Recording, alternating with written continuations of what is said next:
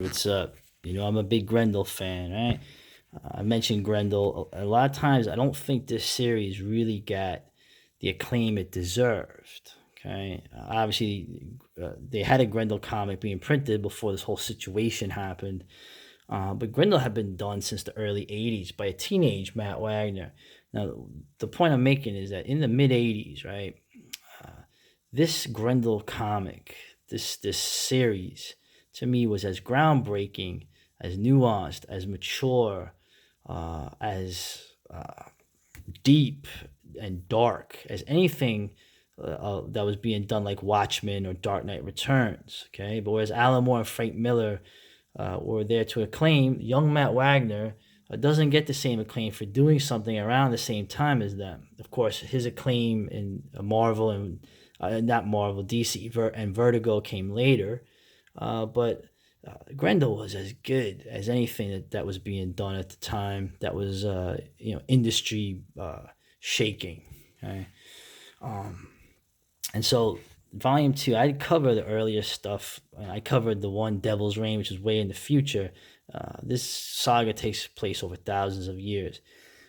This is interesting here because these comics are printed in the chronological order of Grendel. Okay, so we start out with the 2000s here, basically showing the what happens to that little girl I mentioned, the Palumbo girl, the little psycho girl who basically has Grendel and the wolf, his enemy, the werewolf. They basically end up killing each other because she sets them up. And this is a link to basically what happened to this girl, which is kind of a very sad Greek tragedy kind of ending, and the daughter that she had from a horrible violation, Christine Spar. Now, why is they showing this girl? Well, the Grendel series that basically started in the mid '80s. This new Grendel comic, where Grendel was a continuing series, started out with this character, chapter one. So this is the first ongoing Grendel series, not a backup. Grendel number one. And what is this? Who is this woman? Well, that was that little girl. She is the daughter of Stacy Palumbo, Christine Spar. And she basically wrote Devil by the Deed, which I had covered back in the day. You see that this is already kind of complicated, but she became a famous writer in the near future. Now, this is the funny thing about it. When Matt was doing this is supposed to take place in the near future, probably even before, like right now is way past this time already. And so Matt sort of had things like flying cars, right? Isn't that the old thing? Like, where are the flying cars we were promised? Can you imagine if we had flying cars? You wouldn't be safe anywhere. The cars would be smashing through your house and your apartment left and right. These idiots. Anyway, so it's kind of like a futuristic thing, and the art style is done by two brothers, the Pander brothers. Apparently, they were also fashion designers. So there's a very '80s glamorous, maybe you would say kind of gay aesthetic to this. And you also have the thing that supposedly never existed, according to the people that destroyed the comic industry recently, a strong female protagonist. I mean, essentially, Matt is writing a woman character. Matt is writing this woman who's a very intelligent woman, a very capable woman. So it's interesting. I'm going to get into that later when I cover another comic collection of a very famous novel series, which I used to be into when I was younger also. So you have Matt doing the unthinkable. He's trying to write a woman protagonist. Well, that's not allowed today, right? He actually does a really good job with her. He makes Christine a very well-rounded character. Okay, she has some masculine traits, right? Thinks she is very intelligent and capable and confident, but something really, really horrible happens, and it involves this character. So basically, her son. She's a single mother. Okay, well, that was a futuristic thing that Matt nailed, right? Her son goes missing, and being an intelligent woman who's just done a lot of research, she realizes that this traveling kabuki artist has something to do with her son's disappearance. And then it spirals into something out of control. She knows the Grendel mask. For some reason, she takes it because she wants to find her son and find out what's going on. So she takes inspiration from the man that she made her fortune writing about. And when she gets that, the enemy, the guy who killed Hunter Rose but was crippled by him, the werewolf, realizes that the spirit is back. So now that's the whole thing. The mask, the spirit of Grendel, which Matt always said was the spirit of aggression, has a new it doesn't, the players change, but the ancient aggression is the same. Now I never actually got that from Grendel. I always got that you had somebody who was an aristocrat in a Nietzschean sense, alienated from the society, the corrupt, decadent society they were in, and realizing that their main enemy is that society. Well, this is basically the theme of this series. She tries to hunt down this kabuki guy named Tajiro, who has kidnapped her son, while being basically hunted by the police and this werewolf who's working for the police. I always thought that was a cool idea that Matt took this supernatural creature and made him work with the pigs.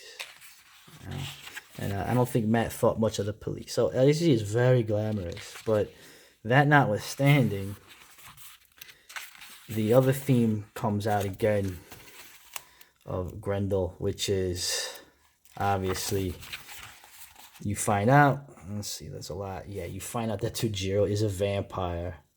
Okay, and she realizes to her horror that this is what happened to her son. And spoiler, you never see her son again. You never even see him get killed. So she loses her only child, and she decides to hunt down this vampire. It sounds pretty standard, right? And then she gets involved with this dude here. So we have, she gets into this Asian dude, right? One of the themes of this, okay, with all the flying cars and everything kind of being anachronistic, one of the big themes of Grendel, this particular series, was that Christine, her real enemy, I mean, the vampire obviously is her enemy, and the werewolf is her enemy, but the real enemy is this society. The real enemy are the police. The police that couldn't protect her son from this vampire, who's also part of an organized crime thing. He's not just a vampire. He has human helpers and is part of a slave ring. And 2004 was how many years ago? Anyway, the police hunt her down. Now, this because of the Grendel connection and the werewolf, but the main theme becomes her battle and war against the police, okay? And this enemy here. Now, it's funny. Matt does this a lot in the series. He'll take a villain. A villain will survive the series where the hero or the heroine won't. But that villain will get taken out later by some other Grendel persona. I just think it's interesting. It kind of adds to some of the anticlimactic aspects of real life and the unfairness of it. Rarely do you get a satisfying real ending in a lot of these. But anyway, basically, the vampire gets away. She never avenges her son. Okay, her son is avenged centuries later by another Grendel, but the bottom line is now she has to fight the pigs and this werewolf. And as you can see, the art is getting more stylistic. And you had this one issue here where like there was no dialogue, and this is what Matt Wagner does. He was pushing the comic art form. He was probably striving to do a combination of the European style, which never really caught on if you think about it. The European style of comics is his own style that really never caught on in America, and of course Matt's original inspiration, manga. And this is a cool scene when she gets this scumbag pig and gets revenge. Anyway, and here you go. You have this woman, and is she ice cold? No, she cries. She breaks down. She actually has a lot of problems. She uses her brain, but it's still not quite enough. And anyway, I don't want to give away the ending of it, but it doesn't end well. Okay, none of the Grendels end well. Okay, and have this. Now I remember when this comic was new. I remember buying this in the comic store. I remember thinking about school. It was winter. It was freezing.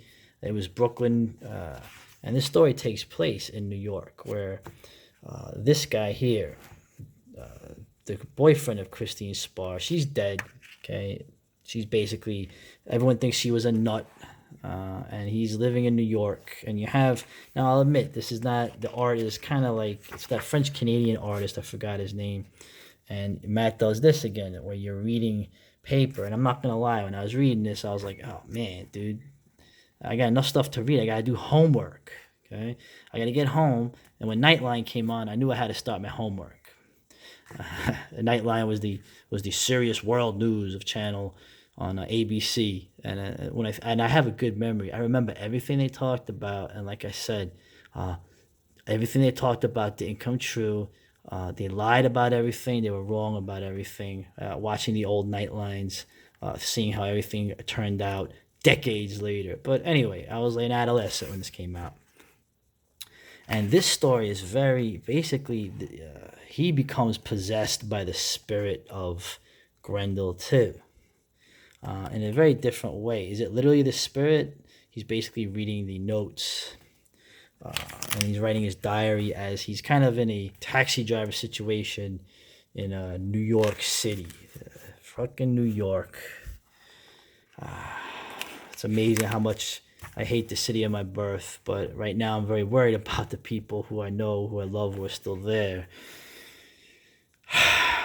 Anyway, the alienation of urban life gets put across here, and it's a very personal story. He doesn't, it's kind of funny too. I remember there was a thing here. There was like an REM joke where like REM are like old men. Meanwhile, this story is probably taking place before, it's 2020. I'm sure this is taking place before that. And really, in this series, you have this scene here, Central Park. Oh, Matt, what are you doing? Oh boy. And then Brian, my man, he takes him out, and now he's a murderer. Anyway, in the series, I'll just go with some spoilers because, he wants to take out this guy. This is one of the cops that helped bring about Christine Spar's end. He wants to get him. And I remember reading this. I was waiting for revenge, and no.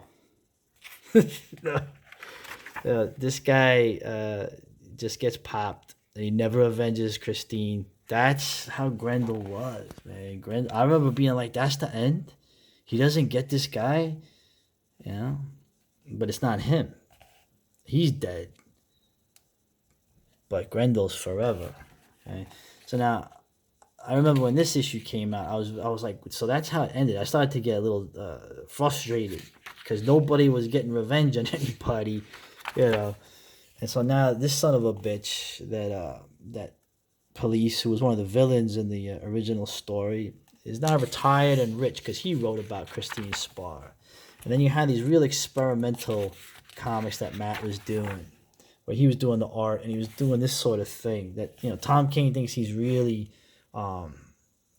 amazing doing stuff like this. And Matt Wagner was already doing this in the 80s. I was in high school when this came out. And it was cool. The story was based on all these other people, and these were side stories. Anyway, so that's the next one, part 3, is when it starts going into the post-apocalyptic world because, there's a nuclear war between the Soviet Union and the United States that actually happens, a limited nuclear war. Well, I guess Matt couldn't predict everything, but anyway, interesting looking through this. Get Grendel. Matt Wagner's great. Probably one of the best American comic book artist writers ever. and I'll stand by that later.